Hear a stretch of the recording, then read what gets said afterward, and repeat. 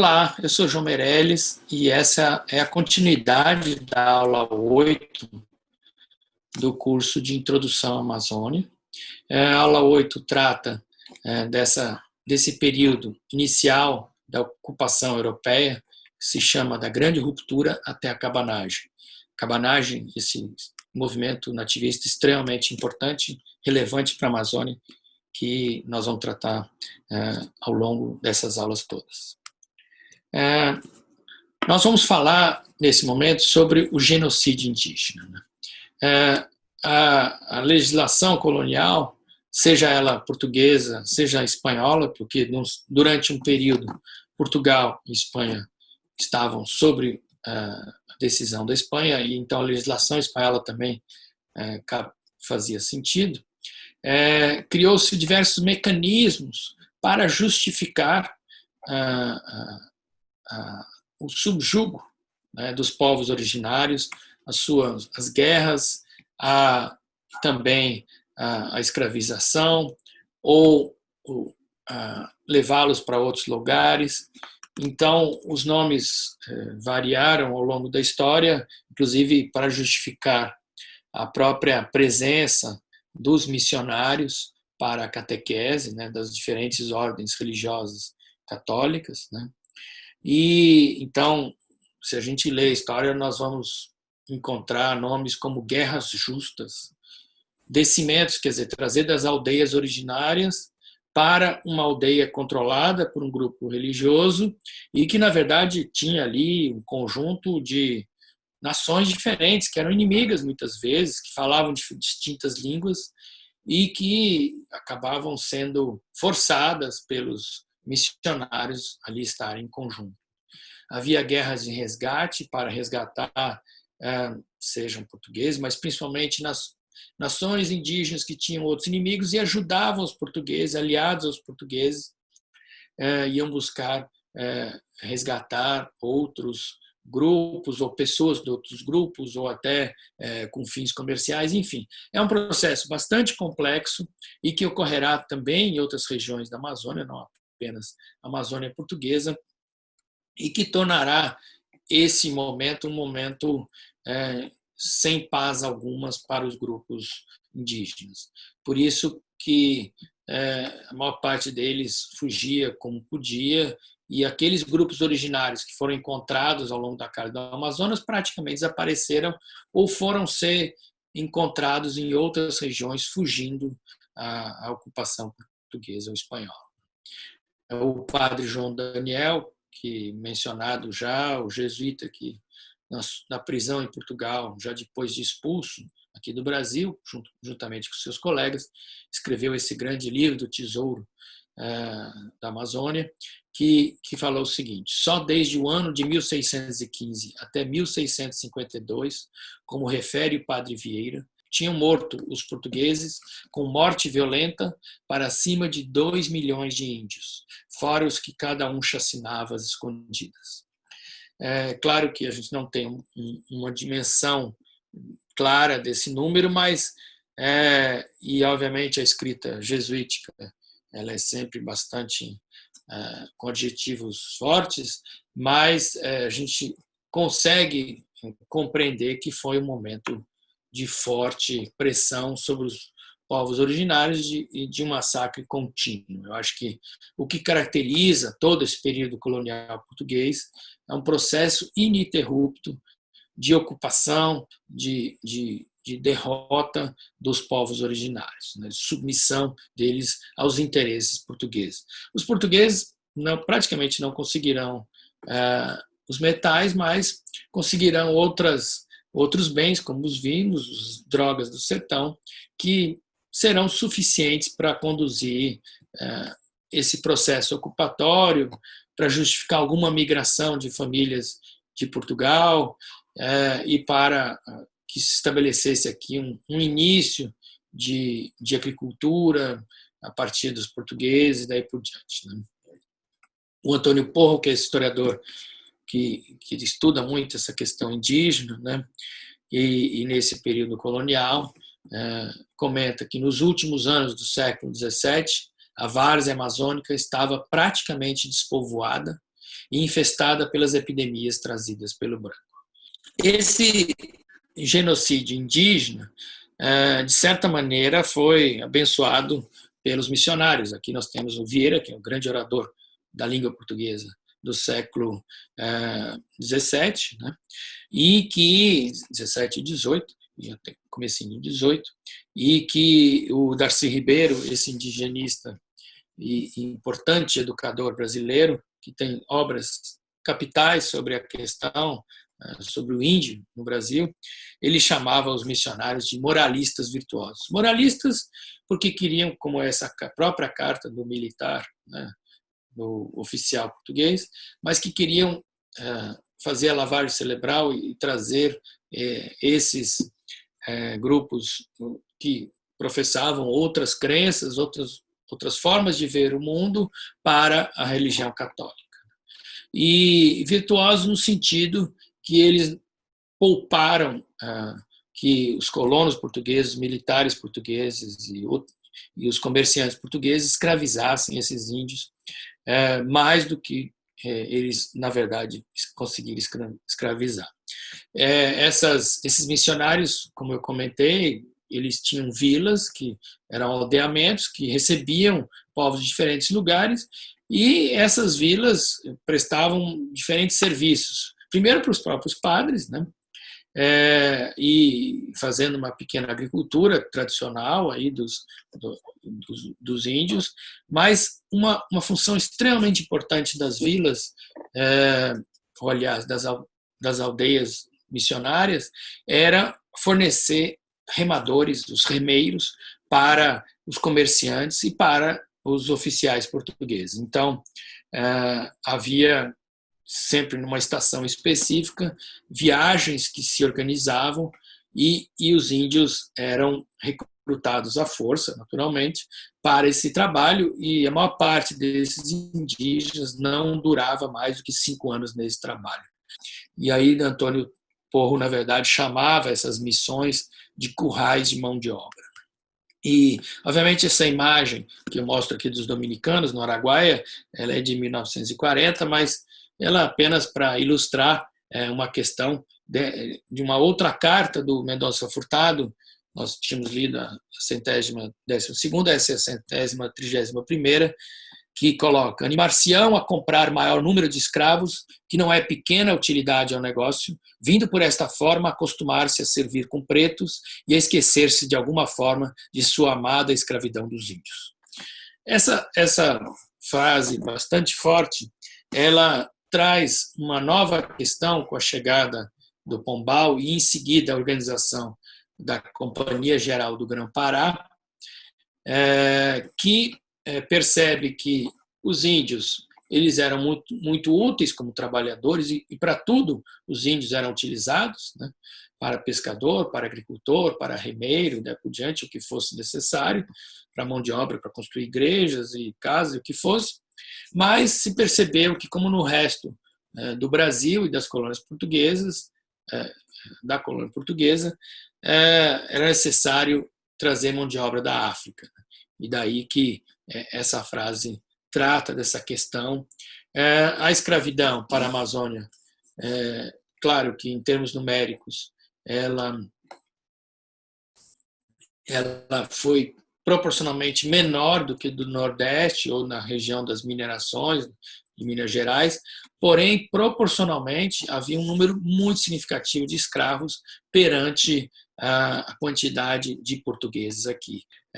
Continuando aquela carta, né, são os índios não só privados de tudo o que pode ser conhecimento do que diz respeito à honra e à consciência própria, mas habituado em uma tal preguiça e ânimo servil, porque tenho por infalível que estes índios, como são, não são bárbaros e rústicos, mas, além de preguiçosos, não amam conveniência alguma a que hajam de chegar por trabalho.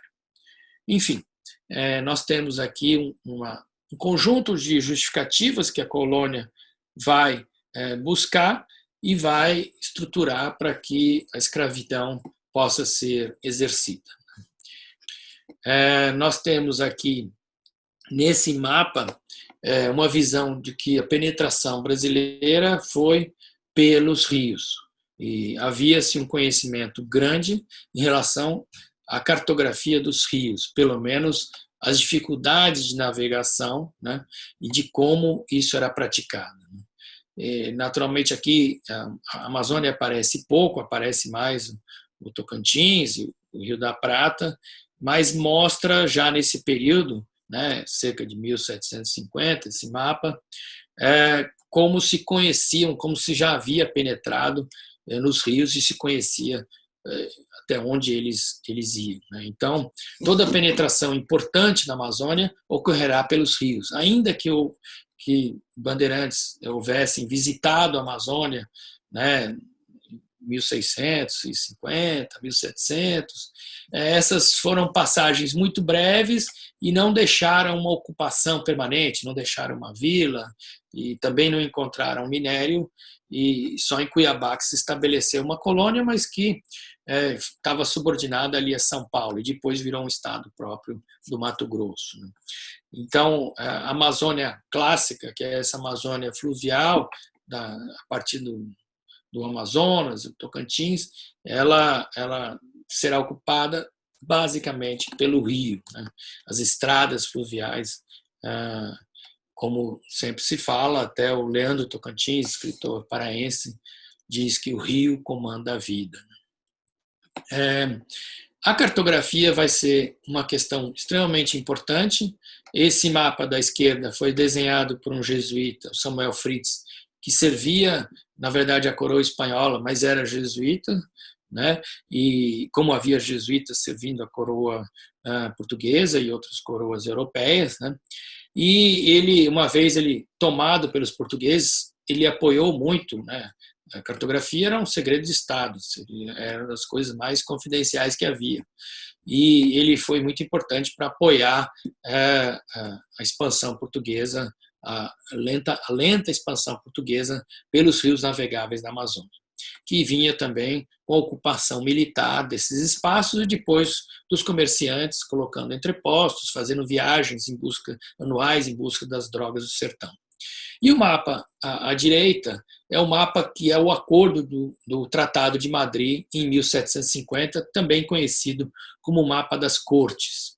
Obviamente há algumas distorções pelo que a gente compreende hoje de Brasil, mas o desenho do Brasil já está em boa parte colocado aí.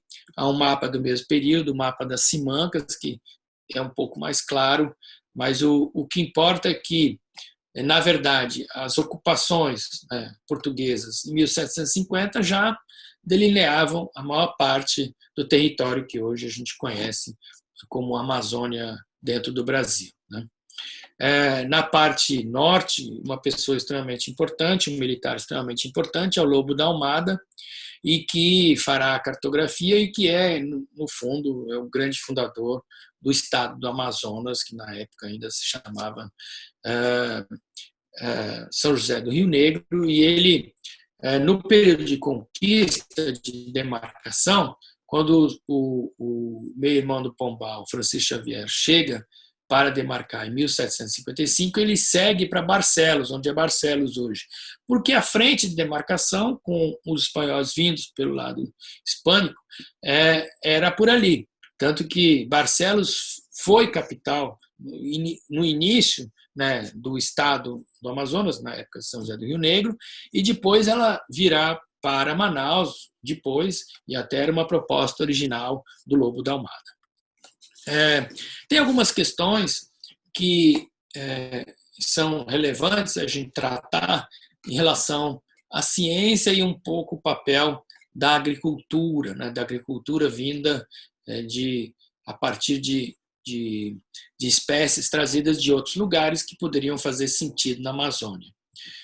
Para vocês terem uma ideia, o café entrou no Brasil pela Amazônia, através do Francisco Palheta, bem ainda cedo, né, 1727, muito distante ainda do boom que a agricultura cafeira vai conhecer no Rio de Janeiro, depois Minas Gerais, São Paulo, Paraná e daí por diante. Na verdade, o conhecimento sobre espécies que poderiam ser plantadas, como foi a disseminação da cana-de-açúcar, bem mais tarde o café, como foi a disseminação do cacau, fruta-pão, o coco, diversas outras espécies, era algo tratado como uma questão científica extremamente importante. Os jardins botânicos, muitas vezes chamados de jardins de aclimatação, eram verdadeiros locais de tesouros, né?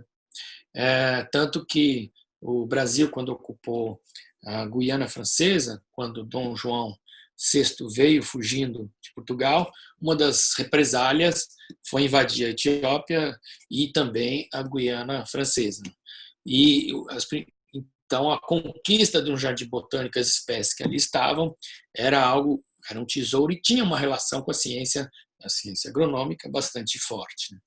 Mas o primeiro cientista que efetivamente visita a Amazônia num período que os portugueses não queriam estrangeiro algum buscando riquezas no seu território, fossem elas riquezas minerais ou da flora e da fauna, foi o Chamarela Condamine e o Maldonado, que era um geógrafo equatoriano. Eles participam da missão ali de definição da linha do Equador e acabam descendo o rio Amazonas. E nesse processo, né, o Condamine já tinha toda a capacidade de compreender e descrever espécies, e ele conseguiu reportar isso em academias de ciência da Europa, particularmente da França e da Holanda, e ele é o primeiro a descrever a borracha, ainda que os jesuítas já tivessem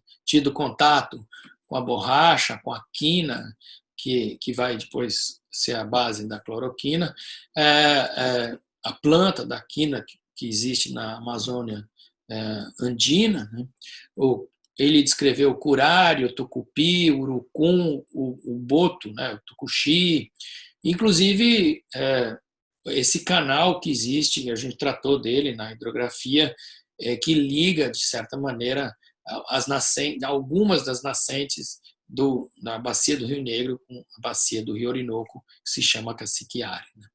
E o Condamine, inclusive, escreve: mas a quina, a ipecacuanha, a cimaruba, a salsa-parrilha, o guaiaco, o cacau, a baunilha, seriam as únicas plantas úteis que a América encerraria em seu seio?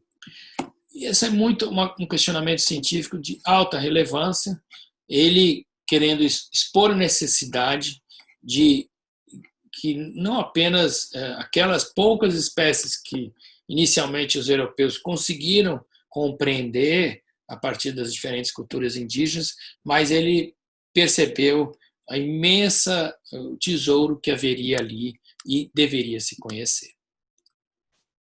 Se a gente for olhar, então, do ponto de vista da ciência até a cabanagem, que é esse período que nós estamos tratando, né, no período das grandes demarcações, né, entre 1750 e 1797, haverá grandes partidas de demarcação. Quando eu falo uma partida, são milhares de homens, né, com equipes de cozinha, enfim, de acampamento, e que tem astrônomos, tem cartógrafos, e os portugueses regimentaram na Europa alguns dos melhores cientistas dessa área, né, muitos deles jesuítas, né, e que participavam, e o resultado, né, dos mapas, e isso tinha uma importância capital. A identificação da nascente de um rio ou do cume de uma montanha, isso vai definir território. Então, os portugueses, assim como os espanhóis,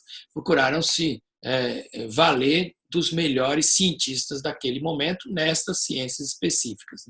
Houve um governador também que ficou por 16 anos no Mato Grosso, que é Luiz Albuquerque de Pereira e Cáceres, que inclusive funda, né, algumas cidades como Corumbá e Cáceres e tal, e ele terá também uma importância razoável no registro da flora, principalmente da fauna e da cartografia e ele encontra, inclusive, com Alexandre Rodrigues Ferreira, que é aquela expedição filosófica, e há um conjunto de mapas, né, produzido que o Pereira e Cáceres deixou para nós mais de 400 mapas e 80 ilustrações de animais, né?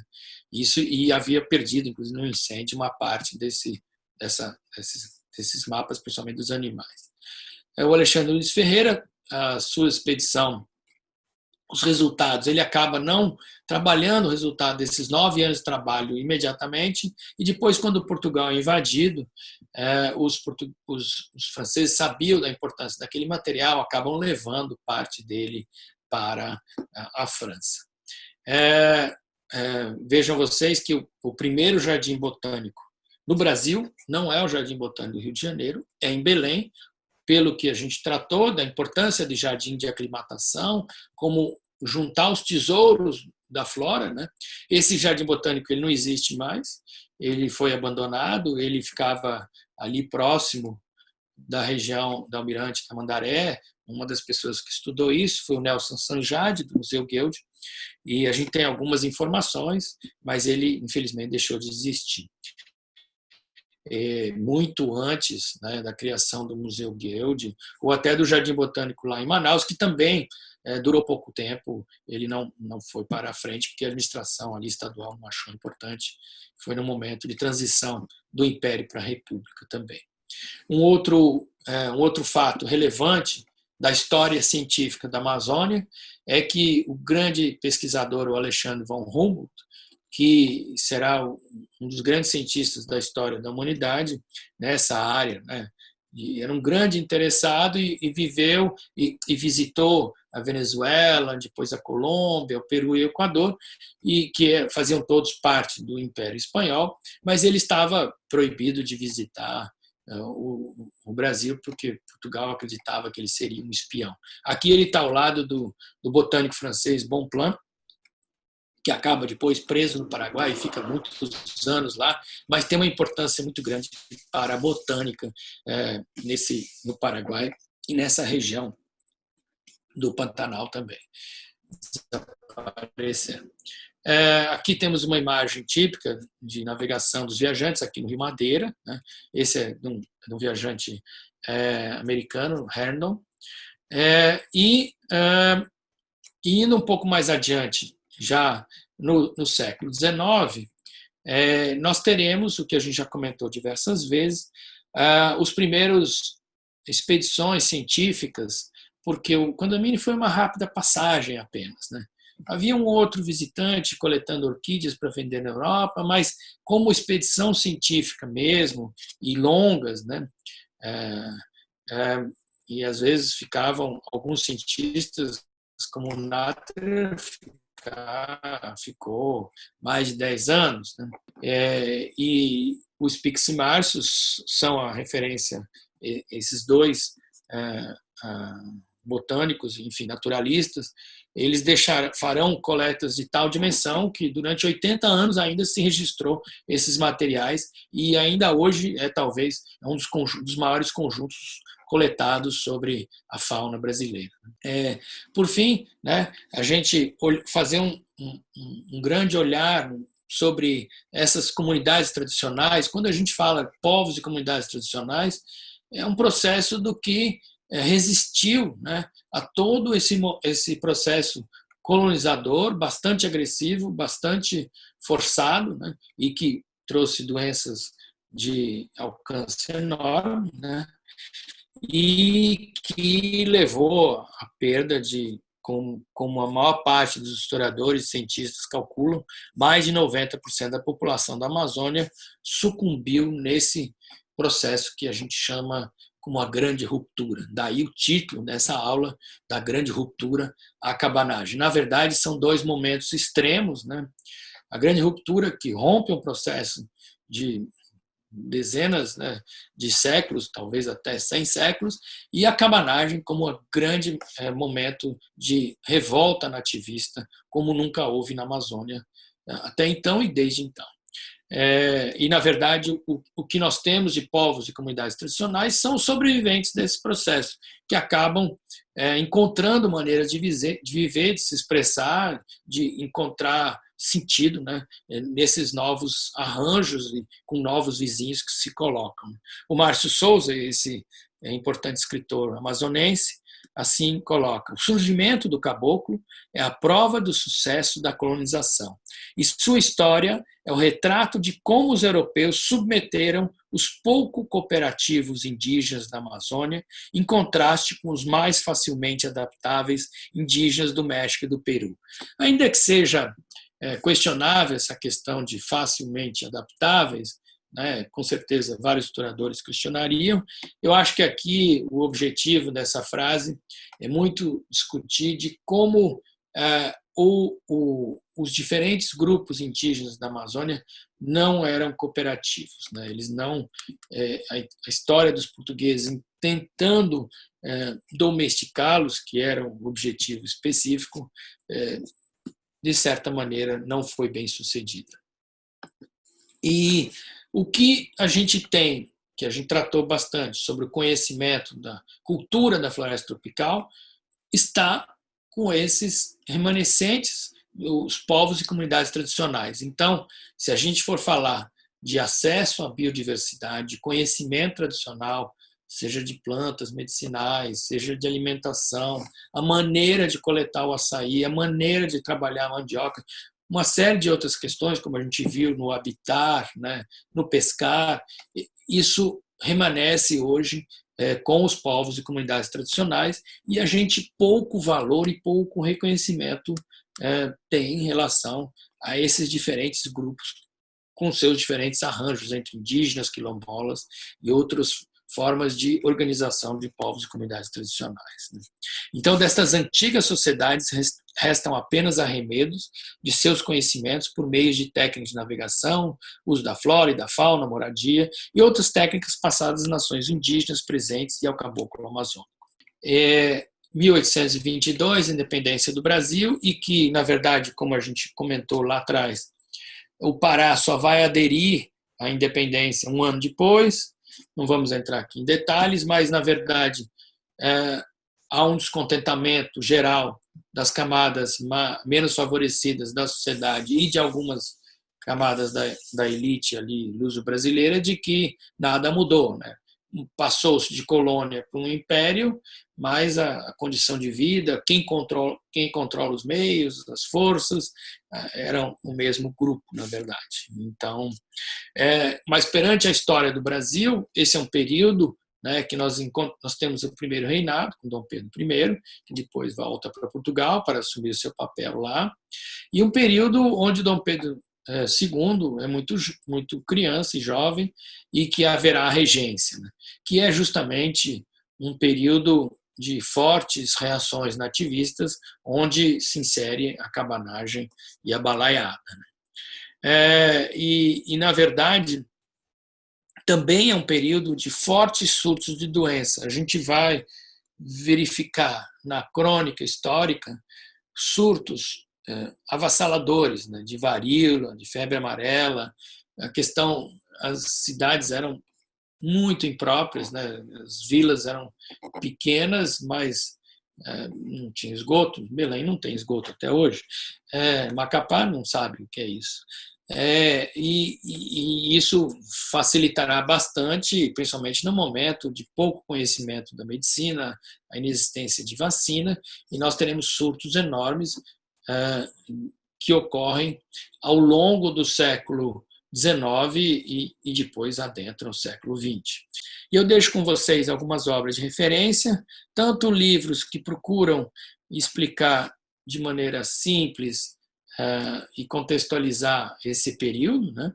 Como eu comentei do Márcio Souza, tem um escritor inglês, John Hemming, que tem livros traduzidos para o português, eu tenho 2 livros sobre as expedições, e como obras capitais, que eu aqui menciono, do padre João Manuel, do Henry Bates, que está aqui, que é um dos naturalistas mais relevantes, a gente falou dele bastante quando tratou de fauna, e recomendo a vocês a verem esse filme, O Aguirre e a Cólera dos Deuses, que procura mostrar a violência espanhola no processo de ocupação da Amazônia peruana no início, lá em 1500 e pouco.